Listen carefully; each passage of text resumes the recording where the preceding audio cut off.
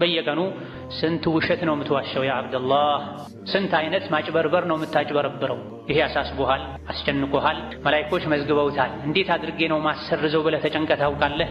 አላህ ዘንድ ተመዝግቦ ቁጭ ብሏል።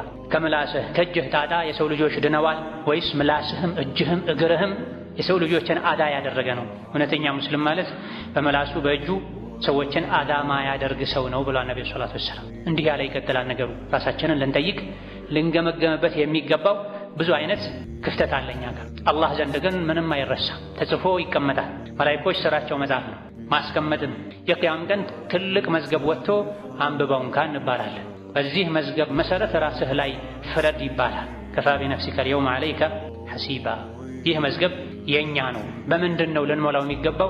አኼራ ላይ በሚያስደስት ነገር። ነገ ከነገ ወዲያ ያለን ነው። ረመዳን ሲመጣ ያለን፣ አንዴ ሐጅ አድርጌ ያለን፣ ያሰብነው እንደሚሳካ እዛ እንደምንደርስ በምንድን ነው እርግጠኛ የምንሆነው?